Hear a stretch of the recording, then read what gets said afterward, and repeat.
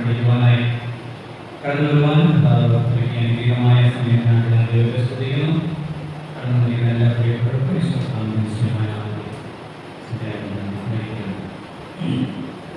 നമ്മൾ റോമാലേഖനത്തിന്റെ 6-ാം അധ്യായമാണ് കഴിഞ്ഞ ആഴ്ച ചിന്തിച്ചത്. നീതിയുടെ സംരക്ഷണം എന്ന 4ാമത്തെ പ്രധാന ഹെഡിങ്ങിൽ ആണ് നാം ചിന്തിക്കുന്നത്. അത് 6 മുതൽ 8 വരെയുള്ള അധ്യായങ്ങളാണ് നീതിയുടെ സംരക്ഷണം എന്ന 4ാമത്തെ പ്രധാന ശീർഷകം. അത് 6-7 അധ്യായങ്ങൾ വിശുദ്ധീകരണം എന്ന വിഷയമാണ് പറഞ്ഞിരിക്കുന്നത്. 6-7 അധ്യായങ്ങളിൽ വിശുദ്ധീകരണത്തെ സംബന്ധിച്ചാണ് അപ്പോസ്തലനായ പൗലോസ് രേഖപ്പെടുത്തിയിരിക്കുന്നത്. 6-7 അധ്യായം. 8-ാം അധ്യായത്തിലേക്ക് വരുമ്പോൾ തേജസ്കരണത്തെ സംബന്ധിച്ചാണ്. തേജസ്കരണം പറയാം. റോമാലേഖനത്തിലെ പ്രമേയം എന്ന് പറയുന്നത് വിശ്വാസത്താലുള്ള നീതികരണം എന്നുള്ളതാണ്. അപ്പോ ആദ്യത്തെ ഭാഗത്ത് മനുഷ്യൻ നീതികെട്ടവനാണ്, പാപിയാണ്, അതുകൊണ്ട് നീതി അനിവാര്യമാണെന്നും 2ാമത്തെ ഭാഗത്ത് വന്നപ്പോൾ വിശ്വാസത്താൽ സൗജന്യമായി കൃപയാൽ നീതീകരണം ഉണ്ട് എന്ന് പറഞ്ഞിട്ട് ആ നീതിയെ സംരക്ഷിക്കുന്നത് വിശുദ്ധീകരണവും ആണ് എന്ന് 6-7 അധ്യായങ്ങളിലും 8-ാം അധ്യായത്തിൽ തേജസ്കരണത്തെ സംബന്ധിച്ചും രേഖപ്പെടുത്തിയിരിക്കുന്നു. ഓക്കെ, വിശുദ്ധീകരണത്തിൽ ആദ്യത്തെ ഭാഗം ചിന്തിച്ചു, 6ാമത്തെ അധ്യായം ചിന്തിച്ചു. 7-ാം അധ്യായത്തിലേക്ക് പോവുകയാണ്. 6ാം അധ്യായം ആവർത്തിക്കുന്നില്ല, 7-ാം അധ്യായത്തിലേക്ക് പോവുകയാണ്. 6ാം അധ്യായത്തിൽ പാപസംബന്ധമായി മരിച്ചു, ക്രിസ്തുവിൻ്റെതായിട്ട് പാപവുമായിട്ടുള്ള ബന്ധം അവസാനിപ്പിച്ചു. 7-ാം അധ്യായത്തിൽ വരുമ്പോൾ എന്ന് പറഞ്ഞാൽ 6ാം അധ്യായത്തിൽ പാപത്തിൽ നിന്നുള്ള സ്വാതന്ത്ര്യം, 7-ാം അധ്യായത്തിൽ ന്യായപ്രമാണത്തിൽ നിന്നുള്ള സ്വാതന്ത്ര്യം. 7-ാം അധ്യായം ന്യായപ്രമാണത്തിൽ നിന്നുള്ള സ്വാതന്ത്ര്യം. അതാണ് 7-ാം അധ്യായത്തിന്റെ പ്രമേയം. ന്യായപ്രമാണത്തിൽ നിന്നുള്ള സ്വാതന്ത്ര്യം.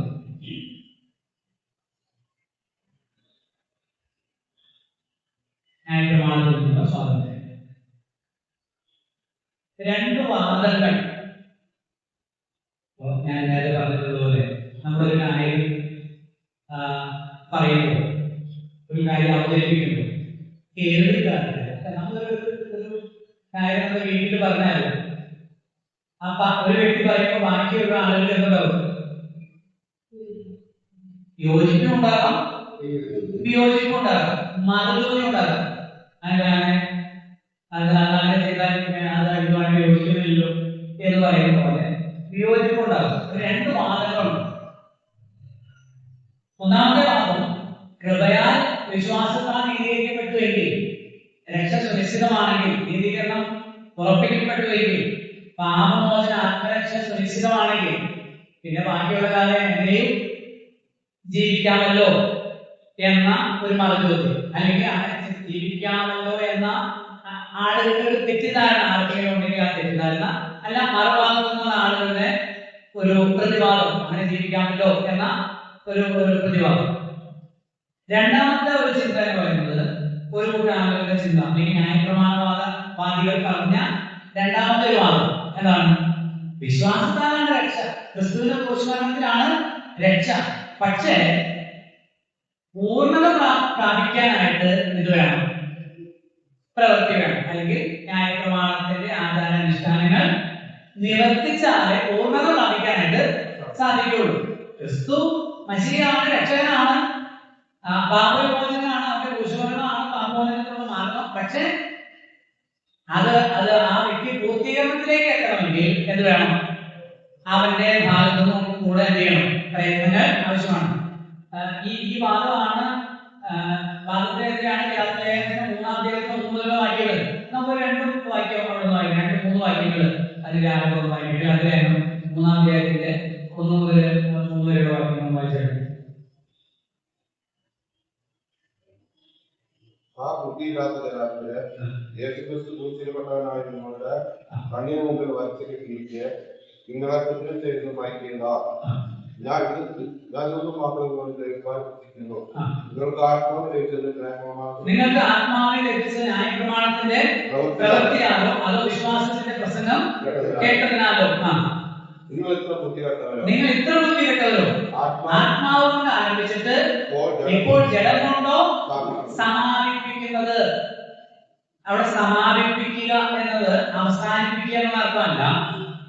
ആത്മാവ് കൊണ്ട് ആരംഭിച്ചിട്ട് എന്ന് പറഞ്ഞാൽ ഒരാൾ രക്ഷിക്കപ്പെടുന്നത് എന്തിനാലാണ്?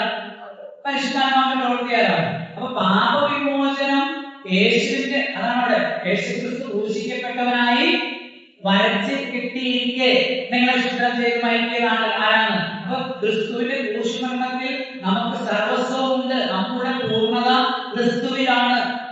കൊലോസ്യർ 2:9 വാക്യങ്ങൾ, അവനിലല്ലോ ദൈവത്തിന്റെ സർവസമ്പൂർണ്ണതയും ഏകരൂപമായി വസിക്കുന്നത്. സകല വാഴ്ചയ്ക്കും അധികാരത്തിനും തലയായ അവനിൽ നിങ്ങൾ പരിപൂർണരായിരിക്കുന്നു.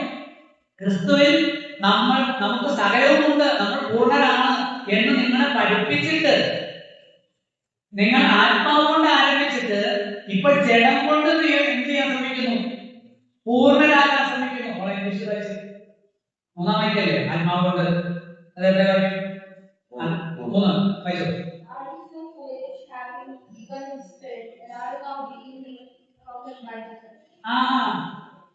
Are you trying to be perfect by flesh? അതല്ലേ പെർഫെക്റ്റ്? സമാപിക്കുക എന്ന് പറയുന്നത് പെർഫെക്റ്റ് ആവാൻ ശ്രമിക്കുന്നുവോ? നിങ്ങൾ ആത്മാവ് കൊണ്ട് ആരംഭിച്ചിട്ട് ജഡം കൊണ്ട് പൂർണ്ണരാകാൻ എന്താ കാരണം? എന്താ?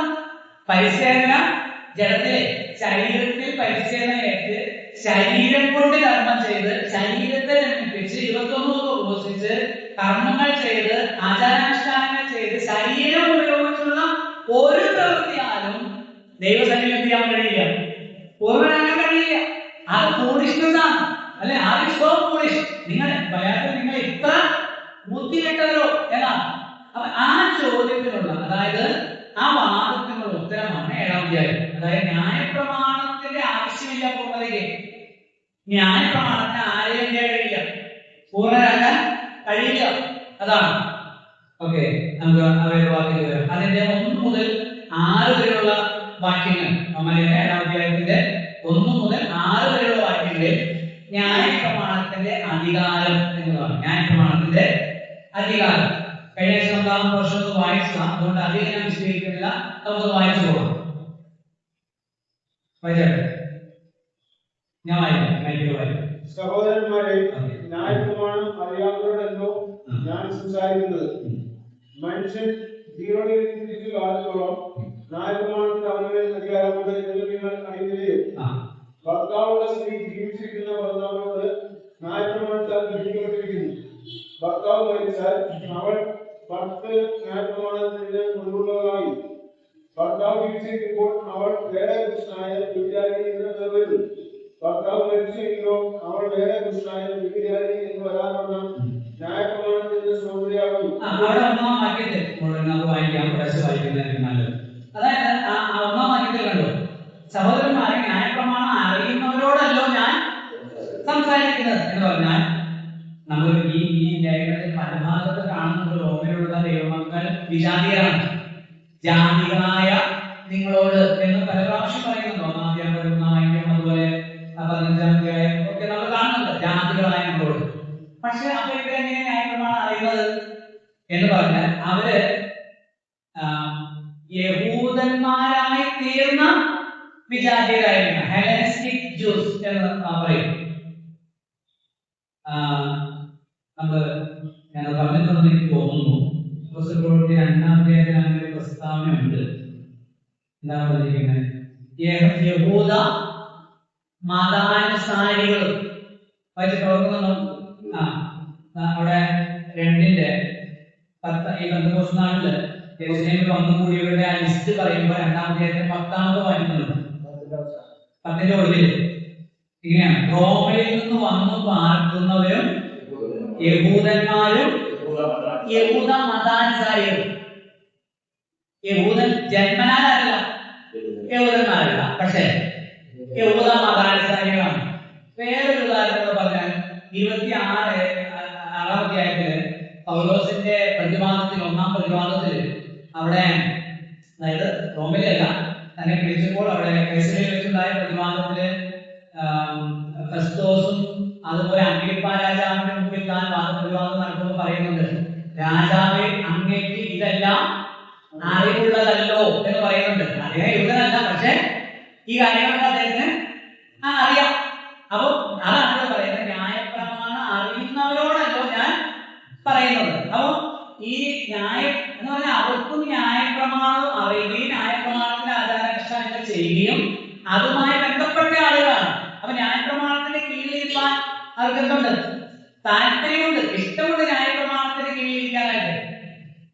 ഈ ഇതേ ഒരു പ്രസ്താവന ഗലാത്യലേഖനത്തിൽ, റോമാലേഖനം, ഗലാത്യലേഖനം സമാന്തര ലേഖനങ്ങളാണ്.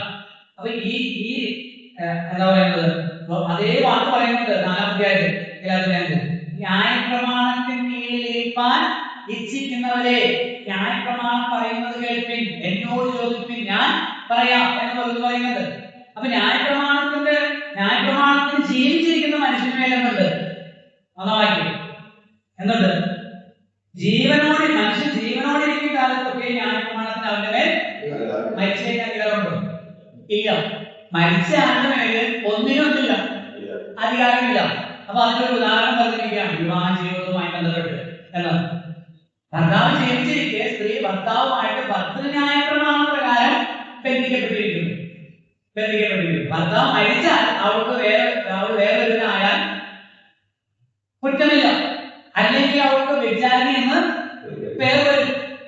നമ്മുടെ ആൾക്കാർക്ക് വലിയ ബോധമുണ്ടോ? പച്ചയ്ക്ക് എഴുതി വെച്ചിരിക്കുക എന്ത്? ഭർത്താവ് ജീവിച്ചിരിക്കെ, ഭാര്യ ജീവിച്ചിരിക്കെ വേറൊരുവർക്കും ആയാൽ എന്താ വിളിക്കുന്നത്? ഞാൻ പറയുന്നതാണോ മോഹൻചേട്ടാ? ഇത് എന്റെ ഭാഷമല്ല, കർത്താവ് പറഞ്ഞാണ്. മത്തായി 19 ഇവിടെ രേഖപ്പെടുത്തിയിരിക്കുന്നത്. അവരാരാ?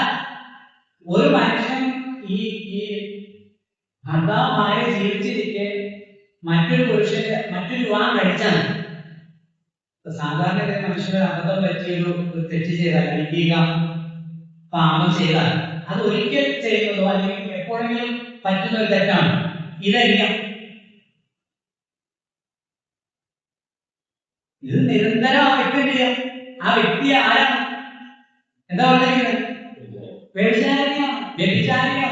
നിരന്തരം ചെയ്തുകൊണ്ടിരിക്കുകയാണ്, തെറ്റ് ചെയ്തുകൊണ്ടിരിക്കുകയാണ്. അത് ഉദാഹരണം അല്ല നമ്മുടെ വിഷയം. ഞാൻ ആ ഉദാഹരണം വായിച്ചപ്പെട്ടത് ഞാനത് പറയാനായിട്ടുള്ള കാരണം, ആളുകൾക്ക് ഇതൊന്നും ഒരു പ്രശ്നമേ അല്ല. പലതും പ്രശ്നമല്ലാതായി, കുറ്റമല്ലാതായി, പാപമല്ല, അതിനെ ചെറിയ മീനിട്ട് വലിയ മീനെ പിടിക്കുന്ന പരിപാടിയാണ്. അങ്ങനെയാണെങ്കിൽ അതെന്താണ് ഇതെന്താണെന്ന് ചോദിച്ച് വലിയ വലിയ കാര്യങ്ങൾ സമൂഹത്തെ മുഴുവൻ പരാജയപ്പെടുത്തുന്ന, ദുഷിപ്പിക്കുന്ന, മലീമസമാക്കുന്ന, മുളിപ്പിക്കുന്ന അസാരപുരിമാവ് വിഷയമില്ല, അവിടെ പിണ്ടത്തെ മുഴുവനും കുളിപ്പിക്കുക. ഓക്കെ, നമുക്ക് സബ്ജക്റ്റിലേക്ക് വരാം. അപ്പൊ ആ വ്യക്തി മരിച്ചാൽ ആ ബന്ധം ചെയ്തു അവസാനിച്ചു. അതാണ് ഇവിടുത്തെ പോയിന്റ്. അതിലുള്ള പോയിന്റ് ജോൺസൺ ക്രിസ്തുവിൽ മരിച്ചപ്പോൾ 6-ാം അധ്യായത്തിൽ പറയുന്നു പാപവുമായിട്ടുള്ള ബന്ധം പാപസംബന്ധമായി മരിച്ചു. ഇവിടെ പറയുന്നു, എന്റെ 4 മുതലുള്ള വായിക്കുന്നു, അതുകൊണ്ട് സഹോദരന്മാരെ, നാം ദൈവത്തിന് ഫലം കഴിക്കുമാറ് മരിച്ചിട്ട് ഉയർത്തെഴുന്നേറ്റവനായ വേറൊരുവനാകേണ്ടതിന് നിങ്ങളും ക്രിസ്തുവിന്റെ ശരീരം മുഖാന്തരം ന്യായപ്രമാണ സംബന്ധമായി നിങ്ങൾ എന്ത് ചെയ്യും? ന്യായപ്രമാണം അല്ല മരിച്ചത് കേട്ടോ. ഇവിടെ ശ്രദ്ധിക്കണം, ന്യായപ്രമാണം അല്ല മരിച്ചത്. പിന്നെ നമ്മളല്ല മരിച്ചത്. നമുക്ക് മരിക്കാൻ സമ്മതമല്ല. ഞാനൊരു നേരത്തെ പറഞ്ഞു, ഒരാൾ രക്ഷിക്കപ്പെട്ടെങ്കിൽ ആ ആദ്യം മരിക്കണം. ആ ആളിനെ കഴിഞ്ഞ ആഴ്ചയിൽ, കഴിഞ്ഞ മുമ്പത്തെ ആഴ്ചയിൽ ഞാൻ ആവർത്തിച്ച് പറഞ്ഞൊരു കാര്യമാണ്, ആ വ്യക്തിക്ക് ഒരു ഇഷ്ടമില്ല സ്വന്തമായിട്ട്. യേശുവിനെ ആരെ വിശ്വസിക്കണം? കർത്താവ്. യേശുവാണെന്റെ കർത്താവ്, യേശുവാണെന്റെ ലോർഡ് മാസ്റ്റർ. യേശുവിനെ കഴിഞ്ഞ എനിക്ക് എന്തുള്ളൂ, എനിക്ക് എന്റേതായുള്ള യാതൊന്നുമില്ല. അങ്ങനെ ചെയ്യിച്ചതൊക്കെ ആ വ്യക്തി ചെയ്തു, മരിച്ചു. ആ മരിച്ച ആള് എന്ന് പറഞ്ഞാൽ ആര് മുഖാന്തരമാണെന്ന് അവർ പറഞ്ഞിട്ടുണ്ട്? ക്രിസ്തുവിന്റെ ശരീരം മുഖാന്തരം ന്യായപ്രമാണ സംബന്ധമായി മരിച്ചിരിക്കുന്നു. ക്രിസ്തുവിന്റെ ശരീരം ക്രൂശിൽ ബലിയർപ്പിക്കപ്പെട്ടപ്പോൾ അതോടുകൂടെ ചേർന്ന് ഞാനും മരിച്ചു. അതിനാൽ ഞാൻ ന്യായപ്രമാണത്തിന് എന്റെ മേലുള്ള അധികാരം നഷ്ടപ്പെട്ടു. എന്റെ മേൽ എന്തില്ല? ന്യായപ്രമാണത്തിന് അധികാരം. അപ്പൊ നമ്മൾ ചോദിക്കും, എന്റെ പൊന്നു സഹോദര, ഇതിന് നമ്മൾക്ക് ന്യായപ്രമാണമായിട്ട് എന്ത് ബന്ധം? ഇത് നാം ഇവിടെ പറഞ്ഞത് എന്താ കാര്യം എന്ന് ചോദിച്ചാൽ, എല്ലാ കാലത്തും കാര്യമുണ്ട്. എല്ലാ കാലത്തും എല്ലായിടത്തും ന്യായപ്രമാണമാർഗമുണ്ട്, അല്ലെങ്കിൽ കർമ്മമാർഗം. ലോകത്തിലെ സകല മതങ്ങളും, ക്രിസ്തു മതം ഉൾപ്പെടെയുള്ള സകല മതങ്ങളും മുന്നോട്ട് വയ്ക്കുന്ന ആശയം കർമ്മമാർഗമാണ്. കർമ്മമാർഗമാണ്. കർമ്മം ചെയ്യാതെ പൂർണ്ണതയിലെത്താൻ കഴിയില്ല. ലേഖനങ്ങളെല്ലാം പൊതുജനത്തിലേക്ക് വരുമ്പോൾ നോസിസം, അവിടെ നോസിസം ജ്ഞാനവാദം, ജ്ഞാനവാദമുണ്ട്, ന്യായപ്രമാണവാദമുണ്ട്. അതിന് രണ്ടിന് വരുന്നതാണ് ലേഖനം, ലേഖനങ്ങളെല്ലാം എടുത്ത് പരിശോധിച്ചു. ഓരോ വാദങ്ങളാണ്. അപ്പൊ ഈ കാലഘട്ടത്തിലുണ്ട്. ഏത് മതം എടുത്താലും അതുകൊണ്ട് എനിക്ക് ഇഷ്ടപ്പെട്ട ഇതിനെ സാധൂകരിക്കുന്ന ഒരു മാറ്റമുണ്ട്. ഇബ്രാഹിം ഞാൻ നേരത്തെ പറഞ്ഞിട്ടുണ്ട്, 9-ാം അധ്യായത്തിൽ സമാഗമന കൂടാരവുമായി ബന്ധപ്പെട്ട് മുൻകൂടാരം നിൽക്കുന്നിടത്തോളം വിശുദ്ധ മന്ദിരത്തിലേക്കുള്ള വഴി വെളിപ്പെട്ടില്ല എന്ന് പരിശുദ്ധാത്മാവ് ഇതിനാൽ സൂചിപ്പിക്കുന്നു. ആ കൂടാരം ഈ കാലത്തേക്ക് ഒരു സദൃശ്യമാകുന്നു. കേട്ടോ, ഏത് സമാഗമന കൂടാരത്തിന്റെ ആദ്യഭാഗമായ വിശുദ്ധ സ്ഥലം എന്ന കൂടാരം കാരണം പുറത്ത് പ്രാകാരത്തിന് മുറ്റത്ത് നിൽക്കുന്ന സാധാരണക്കാരൻ എന്ത് ചെയ്യാൻ കഴിയുന്നില്ല, അതിവിശുദ്ധ സ്ഥലം കാണാൻ കഴിയുന്നില്ല. അതിനുവേണ്ടി വർഷത്തിലൊരിക്കൽ കഴിക്കുന്ന മഹാഭാവപരിഹാരം പിന്നീട് ആഫ്റ്റർ എഫക്ട് എന്താണെന്ന് മനസ്സിലാക്കാൻ കാണാന് സാധിക്കുന്നില്ല. കാരണം അടുത്തെന്തോ നിൽക്കുന്നുണ്ട് ഒരു കൂടാരം. കാരണം എന്താണ് പറയുക, ആ കൂടാരം ഈ കാലത്തേക്ക് ഒരു എല്ലാ കാലത്തും അത് സദൃശ്യം.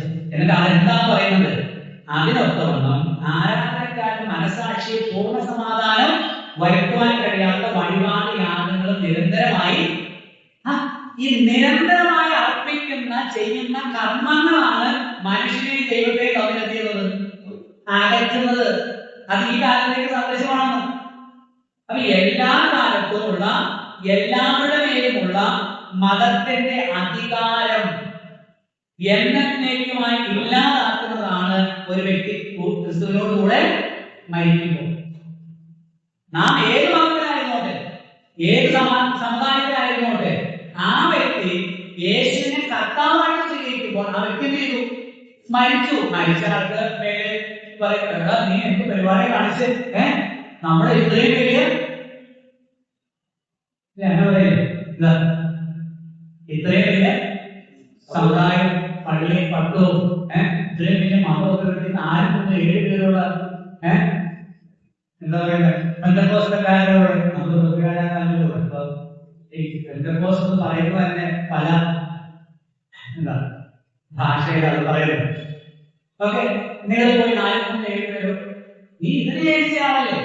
ശരിയാണ്, പക്ഷെ ആ ആൾക്ക് അതിൽ ജനിച്ച അതിന് അധികാരമുള്ള ജോൺസൺ മരിച്ചു. ഇത് മരിച്ചു. ന്യായപ്രമാണ സംബന്ധമായി, ക്രിസ്തുവിന്റെ ശരീര സംബന്ധമായി, ശരീരം മുഖാന്തരം ന്യായപ്രമാണ സംബന്ധമായി മരിച്ചിരിക്കുന്നു. എന്തിനാണത്? നാം ദൈവത്തിന് അതുകൊണ്ട് സഹോദരന്മാരെ, നാം ദൈവത്തിന് ഫലം കായ്ക്കുമാർ മരിച്ചിട്ട് ഉയർത്തെഴുന്നേറ്റവനായ വേറൊരു അത് തെറ്റില്ല. മരിച്ചിട്ടാണ് വേറൊരു ചെയ്തത് ആയത്. ഓക്കെ, നാം ജഡത്തിനായിരുന്നപ്പോൾ ന്യായപ്രമാണപരമായ പാപരാഗങ്ങൾ മരണത്തിന് ഫലം കായ്ക്കത്തക്കവണ്ണം നമ്മുടെ അവയവങ്ങളിൽ വ്യാപരിച്ചു. ഇപ്പോഴോ നമ്മെ പിടിച്ചടക്കിയിരുന്ന ന്യായപ്രമാണ സംബന്ധമായി മരിച്ചിരിക്കൊണ്ട് അക്ഷരത്തിന്റെ പഴക്കത്തിലല്ല ആത്മാവിന്റെ പുതുക്കത്തിൽ തന്നെ സേവിക്കേണ്ടതിന് നാം ന്യായപ്രമാണത്തിൽ നിന്ന് അതൊന്നോ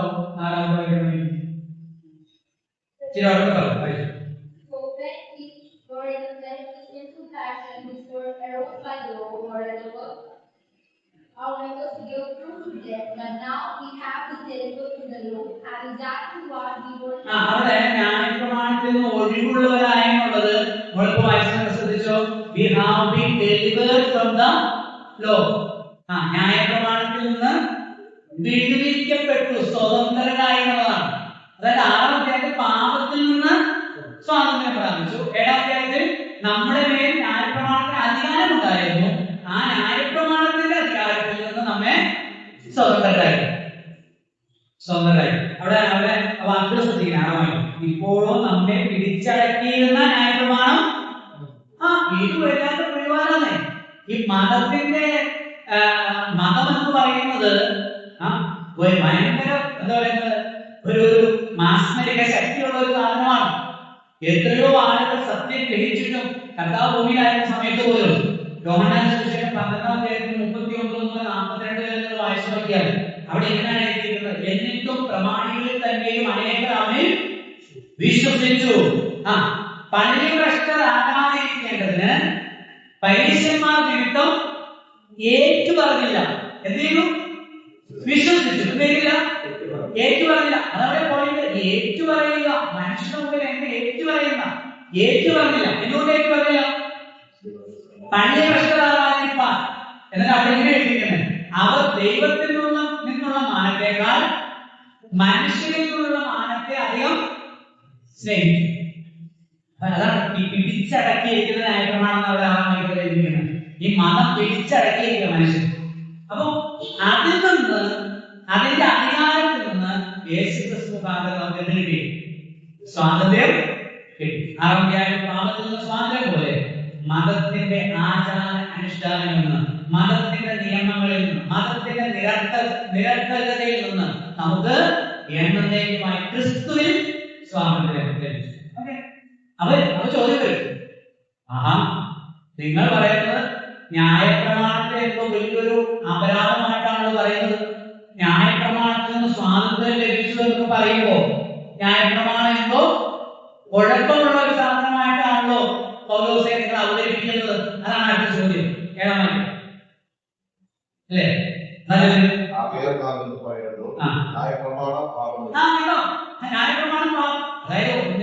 നിങ്ങൾ പറഞ്ഞു 6-ാം അധ്യായത്തിൽ പൗലോസ് നിങ്ങൾ പറഞ്ഞു പാപത്തിൽ നിന്ന് സ്വാതന്ത്ര്യം. എന്നിട്ട് അതേപോലെ തന്നെ ഇവിടെ 7-ാം അധ്യായത്തിൽ നിങ്ങൾ പറയുകയാണ് ന്യായപ്രമാണത്തിൽ നിന്ന്. അപ്പൊ പാപത്തോട് നിങ്ങൾ എന്തിനെ കൊല്ലപ്പെടുത്തി? ന്യായപ്രമാണത്തിൽ കൊല്ലപ്പെടുത്തി. ന്യായപ്രമാണം പാപമാണ്. അതെന്താ നിങ്ങൾ അങ്ങനെ പറയുന്നത്? കണ്ടോ, ലോജിക്കലായിട്ടാണ് അല്ലെ അവതരിപ്പിക്കുന്നത്. നമ്മുടെ വിശ്വാസത്തിന് ഇടയിൽ പറയും, നമ്മുടെ വിശ്വാസത്തിന് കൃത്യമായ കാര്യകാരണങ്ങൾ ഉണ്ട്. അന്ധവിശ്വാസമല്ല, കൃത്യമായിട്ടുള്ള ന്യായങ്ങളുണ്ട്. ഓക്കെ, അപ്പൊ അതിനുള്ള ഉത്തരമാണ് 7 മുതൽ 25 വരെയുള്ള വാക്യങ്ങൾ. അതായത് ന്യായപ്രമാണത്തിന്റെ നിങ്ങൾ എന്താ ന്യായപ്രമാണത്തെ അങ്ങനെ കണക്കാക്കുന്നത് എന്നുള്ള ചോദ്യത്തിന് ന്യായപ്രമാണം പാപമാണെന്ന് പറയുന്നത് ഒരിക്കലുമല്ല, അത് പറഞ്ഞിട്ടില്ല. എന്നാലും അരുത്. ഇനി ആദ്യത്തെ ഭാഗത്ത് ന്യായപ്രമാണത്തിന്റെ അധികാരം, 2-ാം ഭാഗത്ത് ചിന്തിക്കാനായിട്ട് പോകുന്നത് ന്യായപ്രമാണത്തിന്റെ കാര്യ നിർവഹണം. ന്യായപ്രമാണം എന്ത് ചെയ്യുന്നു എന്നുള്ളതാണ്. 7 മുതൽ 13 വരെയുള്ള വാക്യങ്ങൾ. ന്യായപ്രമാണത്തിന്റെ കാര്യ നിർവഹണം, ന്യായപ്രമാണം എന്ത് ചെയ്യുന്നു എന്നതാണ് അവിടെ പറയുന്നത്. 7 മുതൽ 13 വരെയുള്ള വാക്യം. അത് 7-ാം വാക്യത്തിൽ ആദ്യത്തെ കാര്യം പറഞ്ഞിട്ടുണ്ട്. 7-ാം വാക്യം ആകയാൽ നാം എന്ത് പറയുന്നു? ന്യായപ്രമാണം പാപമെന്നോ? ഒരു നാളും അരുത്. എങ്കിലും ന്യായപ്രമാണത്താലല്ലാതെ ഞാൻ പാപത്തെ അറിഞ്ഞില്ല. മോഹിക്കരുതെന്ന് ന്യായപ്രമാണം പറയാതിരുന്നെങ്കിൽ ഞാൻ മോഹത്തെ അറിയുകയില്ലായിരുന്നു. 3-ാം അധ്യായത്തിലെ 20-ാം വാക്യത്തിൽ 4-15 പറഞ്ഞിട്ടുണ്ട് ന്യായപ്രമാണത്തിന്റെ കാര്യം എന്താ? ന്യായപ്രമാണം മുഖാന്തരം പാപത്തിന്റെ പരിജ്ഞാനം ഉണ്ടാകുന്നു. പാപം എന്താണ് എന്ന് മനുഷ്യനെ പഠിപ്പിക്കുന്ന, ബോധ്യപ്പെടുത്തുന്ന ഉത്തരവാദിത്തമാണ് ഇതിനുള്ളത്.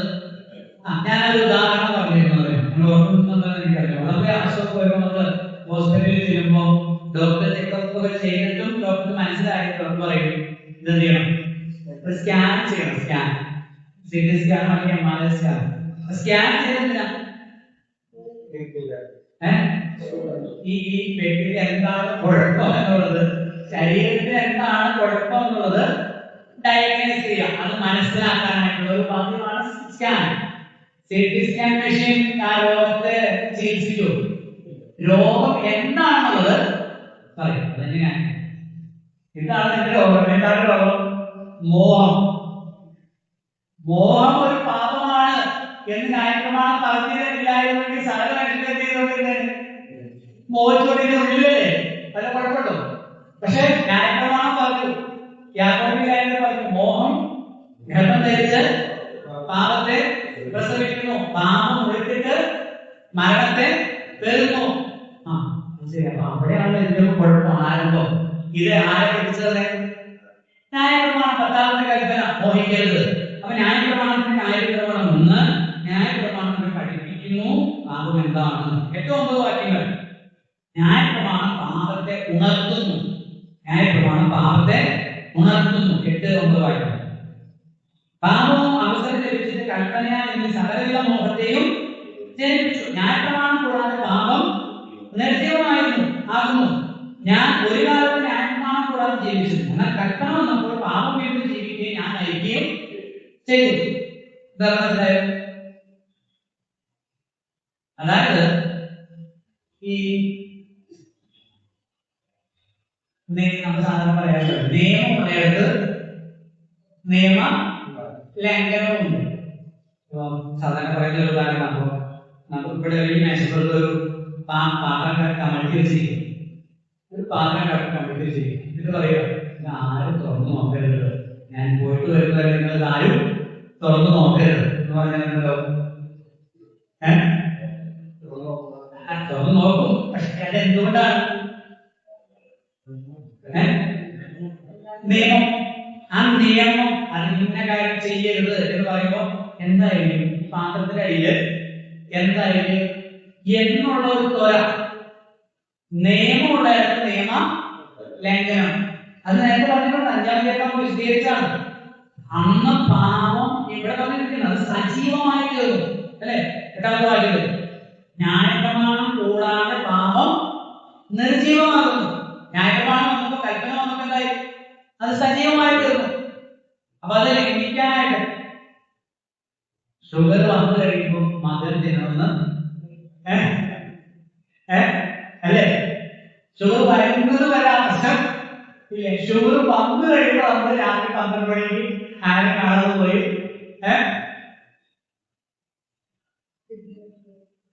ഫ്രിഡ്ജ് തുറന്ന് അത് നിയമമുള്ളേ ലംഘിക്കാനായിട്ടുള്ള ത്വരയുണ്ട്. അത് സജീവമായി തീരുന്നു. സജീവമായിട്ട് ഞാൻ ഉദാഹരണം പറഞ്ഞു, ഇതാണ് എല്ലാ മേഖലകളിലും എല്ലായിടത്തും ഏതിനോടാണോ ഏതാണ് അരുതെന്ന് പറയുന്നത് അത് ചെയ്യാനുള്ള. അപ്പൊ ന്യായപ്രമാണം നമുക്ക് സജീവമായി. ഞാൻ 9-ാം വാക്യം ഒന്ന് പറയട്ടെ. ഞാൻ ഒരു കാലത്ത് ന്യായപ്രമാണം കൂടാതെ ജീവിച്ചിരുന്നു, എന്നാൽ കൽപ്പന വന്നപ്പോൾ പാപം വീണ്ടും ജീവിക്കുകയും ഞാൻ മരിക്കുകയും എന്താ പറയുക എന്ന് പറഞ്ഞിട്ട് ഞാൻ പ്രമാണിച്ചു.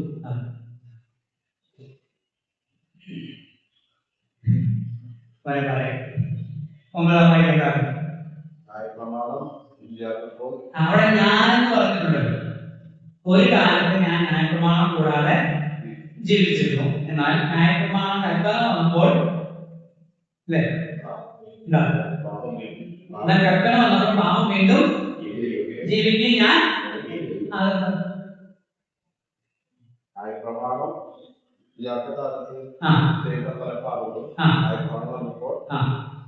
വലിയ തെറ്റായി അപരാധമാണെന്നുള്ള. അപ്പൊ ഇവിടെ അവിടെ എന്റെ ചോദ്യം ഞാനെന്ന് പറഞ്ഞിട്ടുണ്ടല്ലോ. ഞാൻ പൗലോസുള്ളപ്പോ ന്യായപ്രമാണമല്ലോ, ന്യായപ്രമാണമുള്ള സമയത്തല്ലേ. അപ്പൊ അവിടെയാണ് നമ്മൾ മനസ്സിലാക്കേണ്ടത്. 7-ാം അധ്യായത്തിൽ പറയുന്ന ഞാൻ, ഈ 7-ാം അധ്യായത്തിൽ പറയുന്നല്ലോ അയ്യോ ഞാൻ മനുഷ്യ മനുഷ്യൻ. ഈ 7-ാം അധ്യായത്തിൽ പറയുന്ന ഞാൻ പൗലോസല്ല, പിന്നെ ആരാ? ആദം മുതൽ ക്രിസ്തു വരെയുള്ള സകല മാനവകുലത്തെയാണ് അത് പ്രതിദാനം ചെയ്യുന്നത്. ആദം മുതൽ ക്രിസ്തു വരെ, അത് 5-ാം അധ്യായം പറഞ്ഞല്ലോ. ആദം മുതൽ മോശ വരെയും പാപം വാണിരുന്നു, മരണം കൊണ്ട് വാണിരുന്നു അല്ലേ? ഈ നിയമമില്ലാത്ത ഉണ്ടായിരുന്നു മരണം, പാപവും മരണം ഉണ്ടായിരുന്നു ആദം മുതൽ മോശ വരെ എന്നവിടെ എടുത്തു പറഞ്ഞിട്ടുണ്ട്. അതേ സമാനമായ ഒരു പോഷണമായിരുന്നു. അപ്പൊ ഇവിടെ ഞാനെന്ന് പറയുന്നത് ആരല്ല? പൗലോസല്ല, മാനവത്തെ പൊതുവായി പ്രതിനിധീകരിക്കുന്നു. അപ്പൊ ന്യായപ്രമാണം ഇല്ലാത്ത സമയത്ത് അതിനെ കുറിച്ച് കൽപ്പനയില്ലാത്തപ്പോ അതിനെക്കുറിച്ച് എന്ത് ചെയ്യുന്നില്ല, ചിന്തിക്കുന്നില്ല. പക്ഷെ എന്താ ചെയ്യുന്നത്? തെറ്റ് തന്നെയാണ്. പക്ഷെ ന്യായപ്രമാണം വന്നപ്പോൾ ഞാൻ ആരാ ചെയ്തു? തൊടുന്നു പിടിക്കുന്നു ഒക്കെ തെറ്റായി. ഞാൻ എന്ത് ചെയ്തു? ഞാൻ മരിച്ചു. അടുത്ത ഭാഗം 10-11 വായിക്കണം. ന്യായപ്രമാണം എന്റെ കുറ്റം വിധിക്കും, മരണത്തിന് വിധിക്കും. ഒന്നാമത് നമ്മൾ ചിന്തിച്ചത് ന്യായപ്രമാണം പാപത്തെ വെളിവാക്കുന്നു, 7-ാം വാക്യം. രണ്ടാമത് ന്യായപ്രമാണം പാപത്തെ ഉണർത്തുന്നു, 8-9 വാക്യങ്ങൾ. 3 ന്യായപ്രമാണം എന്നെ കുറ്റം വിധിക്കും, അല്ലെങ്കിൽ മരണത്തിന് വിധിക്കുന്നു, 10-11 വാക്യം. ഇങ്ങനെ ജീവനായി ലഭിച്ചിരുന്ന കൽപ്പന എനിക്ക് മരണഹേതുവായി തീർന്നു എന്ന് ഞാൻ കണ്ടു. പാപം അവസരം ലഭിച്ചിട്ട് കൽപ്പനയാൽ എന്നെ ചതിക്കുകയും കൊല്ലുകയും ചെയ്യണം. പാപം ചെയ്യുമ്പോൾ തെളിയുകയും മരിക്കണം. അതല്ലേ പറഞ്ഞേ ന്യായപ്രമാണത്തിൽ. അപ്പൊ പാപത്തിന് ശിക്ഷയുണ്ടെന്നും പാപം ചെയ്യുന്നവൻ മരിക്കണം, അവന് ശാരീരികമായും അല്ലെങ്കിൽ നിത്യമായും മരണമുണ്ട് എന്ന പ്രമാണമൊന്നു മരിച്ചു. എന്നെ കുറ്റം വിധിച്ച് മരണം വിധിക്ക് വിധേയനാക്കി തീർത്തതാണ് ന്യായപ്രമാണം. അടുത്ത വർഷം 12-13 വായിച്ചു. ന്യായപ്രമാണം എന്നിലെ പാപ നിറവിനെ വെളിപ്പെടുത്തുന്നു. ന്യായപ്രമാണം എന്നിലെ പാപ നിറവിനെ വെളിപ്പെടുത്തുന്നു. 12-13 വായിച്ചു. ആകയാൽ ന്യായപ്രമാണം വിശുദ്ധം, കൽപ്പന വിശുദ്ധവും ന്യായവും നല്ലതും തന്നെ. എന്നാൽ നന്മയായിട്ടുള്ളത് എനിക്ക് മരണകാരണമായി തീർന്നു. ഒരു നാമം വലുത് ന്യായപ്രമാണമല്ല, പക്ഷെ പാപം അത്രേ മരണമായി തീർന്നത്. അത് നന്മയായിട്ടുള്ളതിനെ കൊണ്ട് എനിക്ക് മരണം ഉളവാക്കുന്നതിനാൽ പാപമെന്നും തെളിയേണ്ടതിനും കൽപ്പനയാൽ അത്യന്തം പാപമായി എന്ന് പറഞ്ഞാൽ എന്നിലെ പാപത്തിന്റെ നിറവിനെ ന്യായപ്രമാണം ചെയ്തു പുറത്ത് കൊണ്ടുവന്നു. അത് കഴിഞ്ഞാൽ ന്യായപ്രമാണം വന്നപ്പോൾ ഞാൻ ഏറ്റവും അശ്വനാണ്, മോശമാണ് എന്ന് ന്യായപ്രമാണം ചെയ്തു തെളിയിച്ചു. അടുത്ത ഭാഗത്തേക്ക് വരികയാണ്. ന്യായപ്രമാണത്തിന്റെ കഴിവില്ലായ്മ. നമുക്ക് ന്യായപ്രമാണത്തിന്റെ കഴിവില്ലായ്മ മാത്രമല്ല, നിഷ്പ്രയോജനം. ഒന്നാമത്തേതിന്റെ നിഷ്പ്രയോജന നിമിത്തം എന്ന് 7-ാം അധ്യായത്തിൽ പറയണം. അത് പ്രയോജനമുള്ളതായിരുന്നുവെങ്കിൽ മറ്റൊന്നിന് ആവശ്യമില്ലായിരുന്നു എന്ന് 7-ാം അധ്യായത്തിൽ പറയുന്നത്. അപ്പൊ ഒന്നാമത്തേതിന് നിഷ്പ്രയോജനത്വം അല്ലെങ്കിൽ അപര്യാപ്തത, കഴിവില്ലായ്മ, പോരായ്മ. 14 മുതൽ 25 വരെയുള്ള വാക്യങ്ങളാണ് പറഞ്ഞിട്ടുള്ളത്. 14 മുതൽ 25 മുതലുള്ള വാക്യങ്ങൾ. ന്യായപ്രമാണം ആത്മീയമെന്ന് നാം അറിയുന്നല്ലോ. ഞാൻ ജഡമായ പാപത്തിന് ദാസനായി വിൽക്കപ്പെട്ടവൻ. പാപത്തിന് ദാസനായി വിൽക്കപ്പെട്ടവൻ. 15 ഞാൻ പ്രവർത്തിക്കുന്ന ഞാൻ അറിയുന്നില്ല, ഞാൻ ഇച്ഛിക്കുന്നതിനല്ല പകയ്ക്കുന്ന ഞാൻ പ്ലേ ചെയ്യുന്നത്. ഞാൻ ഇച്ഛിക്കാത്തതിനെ ചെയ്യുന്നുവെങ്കിലോ ന്യായപ്രമാണം നല്ലത് എന്ന് ഞാൻ സമ്മതിക്കുന്നു. ആകയാൽ അതിനെ പ്രവർത്തിക്കുന്ന ഞാനല്ല, എന്നെ വസിക്കുന്ന പാപമത്രേ. എന്നിലെന്ന് വെച്ചാൽ എന്റെ ജഡത്തിൽ നന്മ വസിക്കുന്നില്ല എന്ന് ഞാൻ അറിയുന്നു. നന്മ ചെയ്യുവാനുള്ള താല്പര്യം എനിക്കുണ്ട്, പ്രവർത്തിക്കുന്നുമില്ല. 19 ഞാൻ ചെയ്യുവാൻ ഇച്ഛിക്കുന്ന നന്മ ചെയ്യുന്നില്ലല്ലോ, ഇച്ഛിക്കാത്ത തിന്മയത്രേ പ്രവർത്തിക്കുന്നത്. ഞാൻ ഇച്ഛിക്കാത്തതിനെ ചെയ്യുന്നുവെങ്കിലോ അതിനെ പ്രവർത്തിക്കുന്നത് ഞാനല്ല, എന്നിൽ വസിക്കുന്ന പാപമത്രേ. അങ്ങനെ നന്മ ചെയ്യുവാൻ ഇച്ഛിക്കുന്ന ഞാൻ തിന്മ എന്റെ പക്കലുണ്ട് എന്നൊരു പ്രമാണം കാണുന്നു. ഉള്ളം കൊണ്ട് ഞാൻ ദൈവത്തിന്റെ ന്യായപ്രമാണം രസിക്കുന്നു, എങ്കിലും എന്റെ ബുദ്ധിയുടെ പ്രമാണത്തോട് പോരാടുന്ന വേറൊരു പ്രമാണം ഞാൻ എന്റെ അവയവങ്ങളിൽ കാണുന്നു. അത് എന്റെ അവയവങ്ങളിലുള്ള പാപപ്രമാണത്തിന് എന്നെ ബദ്ധനാക്കി കളയുന്നു. അതായത് നോക്കിക്കേ 12-ാമത്തെ വാക്യത്തിൽ അതിന്റെ ഒടുവിൽ ഞാൻ ആകയാൽ ന്യായപ്രമാണം വിശുദ്ധം, കൽപ്പന വിശുദ്ധവും ന്യായവും നല്ലതും. അവ ന്യായപ്രമാണം എന്തൊക്കെയാണ്? വിശുദ്ധമാണ്, ന്യായമാണ്, നല്ലതാണ്. 14 ന്യായപ്രമാണം ആത്മീകം. ഓക്കെ, ന്യായപ്രമാണം നല്ലതാണ്, വിശുദ്ധമാണ്, ന്യായമാണ്, ആത്മീയമാണ്. പക്ഷെ ഞാനോ ജഡമായി പാപത്തിന് ദാസനായി. ന്യായപ്രമാണം നല്ലതാണ്, പക്ഷെ ഞാൻ ബലഹീനൻ, എനിക്ക് എന്ത് കഴിയുന്നില്ല.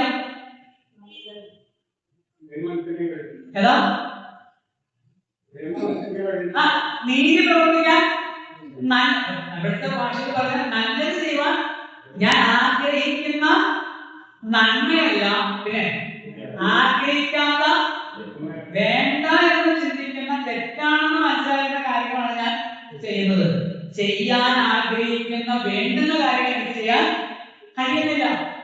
എന്നിട്ട് ഒരു പ്രസ്താവന കൂടെ അവിടെ പറഞ്ഞു. എന്താ? അങ്ങനെ ഞാൻ ആഗ്രഹിക്കുന്ന കാര്യങ്ങൾ ചെയ്യാനും ചെയ്യരുത് എന്ന് വിചാരിക്കുന്ന കാര്യങ്ങൾ ചെയ്യാതിരിക്കാൻ എന്നെ സഹായിക്കാൻ ന്യായപ്രമാണത്തിൽ കഴിയുമായിരുന്നെങ്കിൽ ന്യായപ്രമാണം നല്ലതെന്ന് ഞാൻ അംഗീകരിക്കാമായിരുന്നു. അപ്പൊ ഈ പാപം എന്റെ അവയവങ്ങളിൽ എന്നിൽ എന്ന് വെച്ചാൽ അത് ശ്രദ്ധിക്കണേ, അതൊരു പ്രധാനപ്പെട്ട ഒരു പോയിന്റാണ്. എന്നിൽ എന്ന് വെച്ചാൽ നന്മ വസിക്കുന്നില്ല. 17 കൂടെ ആകയാൽ അതിനെ പ്രവർത്തിക്കുന്നത് ഞാനല്ല, എന്നിൽ വസിക്കുന്ന എന്നിൽ എന്ന് വെച്ചാൽ എന്റെ ജഡത്തിൽ നന്മ വസിക്കുന്നില്ല. അപ്പൊ ജഡത്തിൽ വസിക്കുന്ന ഞാൻ നിസ്സഹായമാണ്.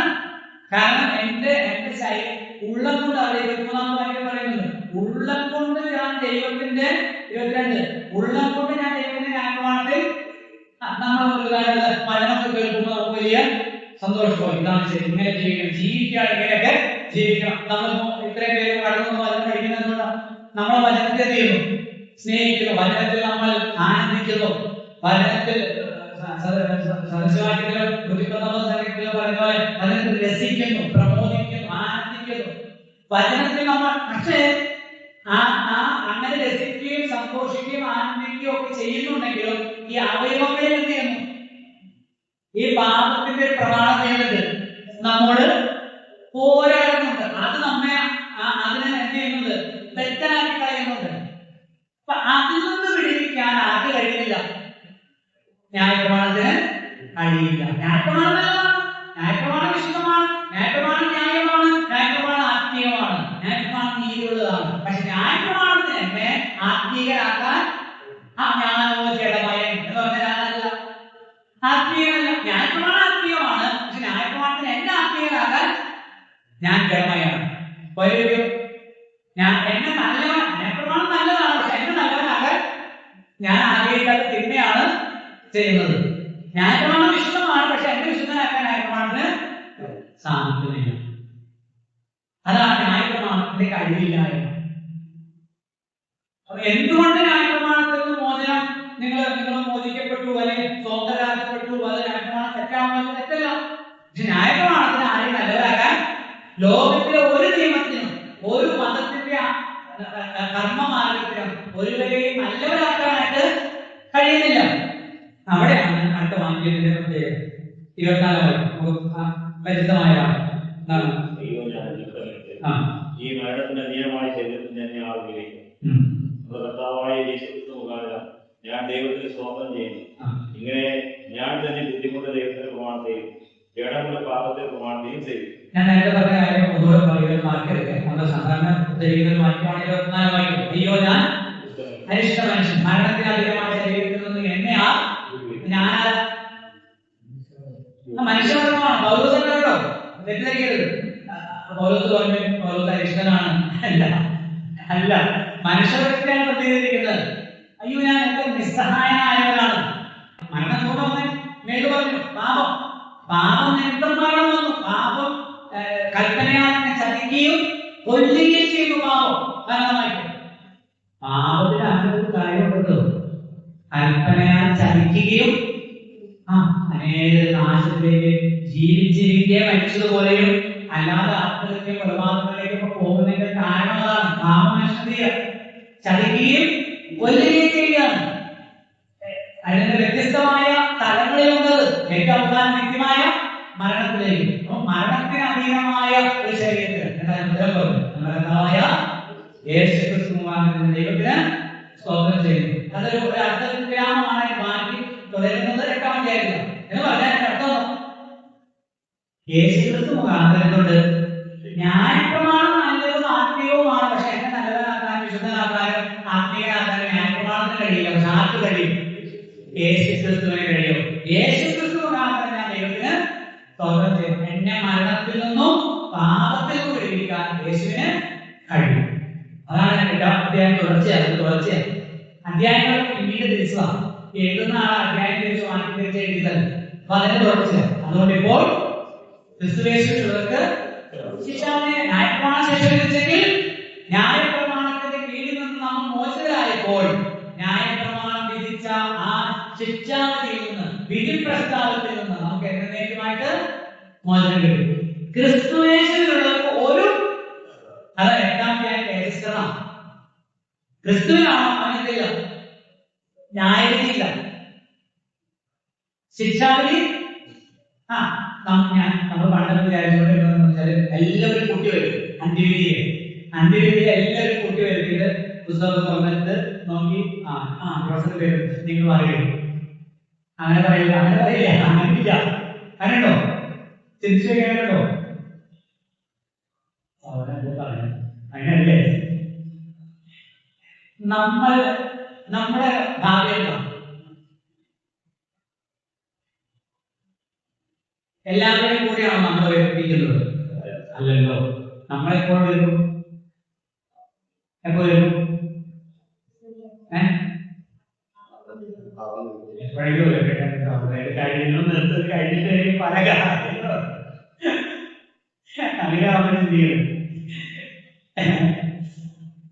കഥാവുമ്പോൾ നമ്മൾ കഥാനോടുകൂടെ പോകും. പിന്നീട് 1007 വർഷം കഥാനോടുകൂടി ആയിരിക്കും. 1007 വർഷം കഴിഞ്ഞിട്ടാണ് എന്നുള്ളത്. നമ്മൾ ഓൾറെഡി കഥാനോട് പേപ്പർ തിരിച്ചു നോക്കി പിന്നെ മാറ്റി നിർത്തുന്ന പരിപാടി ഇല്ല. അത് ആർക്ക് വേണ്ടിയിട്ടാണ് ജീവിത പുസ്തകം പറയുന്നത്? നാശത്തിലേക്ക് ഓൾറെഡി ശിക്ഷ വിധിക്കപ്പെട്ടവര്. ആരെങ്കിലും സംശയം തിരിച്ചു നോക്കാം. ഈ പുസ്തകത്തിൽ പേരെഴുതി കാണുന്നവരൊക്കെ പോകുന്നല്ല, പിന്നെ പേരെഴുതി കാണാത്തവര് പേരുണ്ടോന്നാ നോക്കുന്നത്. ഇല്ല, അവരുടെ പേരില്ലായിരുന്നു. ഉള്ളവർ ഓൾറെഡി അതിന് മുമ്പേ ആയതൊക്കെ അതിന് പേര് നോക്കിയിട്ട് അയ്യോ ഇവൻ നമ്മുടെ കൂടെ കഴിയും നീ അറിയുമോ? ഇല്ല. അതാണ് എന്ന് പറയുന്നത്. അതുകൊണ്ട് ഇപ്പോൾ ക്രിസ്തുവേശുള്ളവർക്ക് എന്തില്ല? ശിക്ഷാവിധിയില്ല എന്ന് പറഞ്ഞാൽ നീ പൂർണ്ണത പ്രാപിക്കാൻ, സമ്പൂർണമായി ശിക്ഷാവിധിയിൽ നിന്ന് ഒഴിവാക്കപ്പെടാൻ എന്തിന്റെ ആവശ്യമില്ല?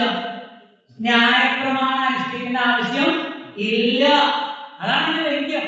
അതിന് വ്യംഗ്യമാണ്. അത് മനസ്സിലാക്കാനാണ് പറഞ്ഞത്. നമ്മളത് ഓർക്കൊന്നുമല്ല ഉദ്ധരിക്കാറ്.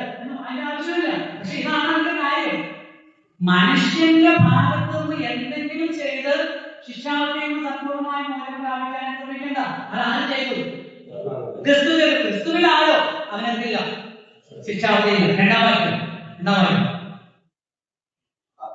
ജീവന്റെ ആത്മാവിന്റെ പ്രമാണം എനിക്ക് പാപത്തിന്റെയും മരണത്തിന്റെയും പ്രമാണത്തിൽ നിന്ന് ക്രിസ്തുയേശുവിൽ സ്വാതന്ത്ര്യം വാക്കിടരുത്. 6, 7, 8 അധ്യായങ്ങളിൽ ആവർത്തിച്ച് പറയുന്ന വാക്കാണ് സ്വാതന്ത്ര്യം. 6-ാം അധ്യായത്തിൽ എവിടെ നിന്ന് സ്വാതന്ത്ര്യം? ഉറക്കത്തിൽ ചോദിച്ചാൽ പറയണോ? ഇത് വീണ്ടും പറയോ? പാപത്തിന് സ്വാതന്ത്ര്യം 7-ാം അധ്യായത്തിൽ, ന്യായപ്രമാണത്തിന് സ്വാതന്ത്ര്യം 8-ാം അധ്യായത്തിൽ, ജഡത്തിൽ നിന്ന് സ്വാതന്ത്ര്യം. ജഡം ഈ 7-ാം അധ്യായം പറഞ്ഞു വന്ന ന്യായത്തെ കണ്ടിന്യൂ ചെയ്താണ് ഞാൻ പറയുന്നത്. അതാണല്ലോ ഈ മരണത്തിന് അധീനമായ എന്റെ ഈ ശരീരത്തിൽ നിന്ന് ആരെന്നെ വിളിക്കും? ഞാനോ ജഡമയൻ. ഞാൻ അത് ചെയ്യുന്നത് ഞാനല്ല, എന്നിൽ വസിക്കുന്ന പാപമത്രേ. എന്നിൽ എന്ന് വെച്ചാൽ എന്റെ ജഡത്തിൽ ഞാൻ വസിക്കുന്നില്ല. ഉള്ളം കൊണ്ട് ദൈവത്തിന്റെ ന്യായപ്രമാണത്തെ രസിക്കുന്നു, എങ്കിലും എന്റെ ജഡത്തിന്റെ എന്റെ അവയവങ്ങളിൽ പോരാടുന്ന പാപപ്രമാണത്തിന് അതെന്നെ ബദ്ധനാക്കുന്നു. ജഡമാണ് പ്രശ്നം. അതിന് പരിഹാരം വരുത്തി. ഈ ജഡത്തിന് ആരും പരിഹാരം വരുത്തി? ക്രിസ്തു ജഡത്തിന്റെ പ്രശ്നത്തെ ന്യായപ്രമാണത്തിന്റെ പ്രവൃത്തികൾ കൊണ്ടല്ല, പിന്നെ എന്തുകൊണ്ടാണ് പറയുന്നത്? ആത്മാവ് കൊണ്ട്. അതാണ് രണ്ടാം വാക്യം. ജീവന്റെ ആത്മാവിന്റെ പ്രമാണം കണ്ടോ? ജീവന്റെ ആത്മാവിന്റെ ശരീരത്തിനോടൊപ്പം അത് മരണത്തിലേക്ക് കൊണ്ടുപോകും. ജീവന്റെ ആത്മാവിന്റെ പ്രമാണം എന്നെ മരണത്തിന്റെയും പാപത്തിന്റെയും പ്രമാണത്തിൽ നിന്ന് യേശു ക്രിസ്തുവിൽ, ആ വാക്ക് പോയാൽ എല്ലാം തീർന്നു, ക്രിസ്തുവിൽ സ്വാതന്ത്ര്യം വരുത്തി. ക്രിസ്തുവിന് സ്വാതന്ത്ര്യം വ്യക്തി മരണത്തിന്റെയും പാപത്തിന്റെയും പ്രമാണത്തിൽ നിന്നും നമ്മുടെ മേലെത്തില്ല. മരണത്തിനും പാപത്തിനും അധികാരം ഈ ആ പ്രമാണത്തിൽ നിന്ന് സ്വാതന്ത്ര്യം വരുത്തി ജീവന്റെ ആത്മാവിന്റെ പ്രമാണം നമ്മിൽ കൊണ്ടുവന്നു. മൂന്നാം വാക്യം കണക്കാണ്. മൂന്നാം വാക്യം ജഡത്താലുള്ള ബലഹീനത നിമിത്തം ന്യായപ്രമാണത്തിന് കഴിയാതെ കേട്ടോ. ന്യായപ്രമാണത്തിന് കഴിവില്ലായ്മ അടിക്കുന്നത് വെറുതെയല്ല. ന്യായപ്രമാണം നല്ലതാണ്, പക്ഷെ മനുഷ്യനെ നന്നാക്കാതെ കഴിയുന്നില്ല. പക്ഷെ അത് കഴിയും, ക്രിസ്തുവിന് കഴിയും. ന്യായപ്രമാണത്തിന് ജഡത്താലുള്ള ബലഹീനത നിമിത്തം ന്യായപ്രമാണത്തിന് കഴിയാതെ സാധിക്കാം. ദൈവത്തിന്റെ പുത്രനെ പാപജടത്തിന്റെ സാദൃശ്യത്തിലും പാപത്തിനും ലോകത്തിൽ അയച്ച പാപത്തിന് ജഡത്തിൽ ശിക്ഷ വിധിച്ചു. ജഡമാണോ പ്രശ്നം? ആണല്ലോ. എന്താ പറയുന്നത്? സഹോദരന്മാരെ, നിങ്ങൾ ജഡത്തെ ആത്മാവിനെ അനുസരിച്ച് നടത്തി, എന്നാൽ നിങ്ങൾ ജഡത്തിന്റെ മോഹം നിവർത്തിക്കില്ല. ജഡാഭിലാഷം പറയൂ. ആത്മാവിനും ആത്മാഭിലാഷം ജഡത്തിന് വിരോധമാകുന്നു. ഇംഗ്ലീഷ് പറഞ്ഞു ജഡത്തിന് വിരോധമാകുന്നു. അവ നിങ്ങൾ ഇച്ഛിക്കുന്നത് പ്രവർത്തിക്കാവുന്ന അവ തമ്മിൽ പ്രതികൂലമല്ലോ. ജഡത്തിന്റെ കുഴപ്പം അവ എന്ത് ചെയ്യും? ജഡം കൊണ്ട് തന്നെ പ്രശ്നം തീർക്കും. ആര്? ദൈവം. എങ്ങനെ? ജഡത്താനുള്ള പ്രയത്നത്തിൽ ന്യായപ്രമാണത്തിന് കഴിയാതെ സാധിപ്പാൻ ദൈവം ചെയ്യും. പാപജടത്തിന്റെ സാദൃശ്യത്തിൽ അയച്ചു. പാപജടത്തിലല്ല, വാക്കുകൾ ശ്രദ്ധിക്കണം. ഒരു ഒരു ഒരു ഒരു ഉപദേശമുണ്ട്. യേശു ക്രിസ്തുവിനെ പാപം ചെയ്യാമായിരുന്നു. ചെയ്യാമായിരുന്നു? ഇല്ല, പറ്റില്ലേ? പാപജടത്തിന്റെ സാദൃശ്യത്തിലാണ്. കണ്ടാൽ ജോൺസന്റെ ഒക്കെ പോലെ ഇരിക്കുന്നത്, ഇതുപോലെ തന്നെ ഇരിക്കുന്നത്. പക്ഷെ ഇതെന്ത് ചെയ്യണം? അയ്യോ അയ്യോ, പക്ഷെ അതിനെന്തില്ല. പാപജടമല്ല, പാപജടത്തിന് സാദൃശ്യമുണ്ട്. അപകടം പക്ഷേ അതിനെന്താക്കി തീർത്തു? ഈ പാപത്തിന്റെ എല്ലാ കുറ്റങ്ങളും അതിൽ ചുമത്തി പാപത്തിന് ജഡത്തിൽ ശിക്ഷ വിധിച്ച് നമ്മെ ശിക്ഷാവധിയിൽ നിന്ന് ഒഴിവാക്കി, ശിക്ഷാവധിയിൽ നിന്ന് മോചിപ്പിച്ചു.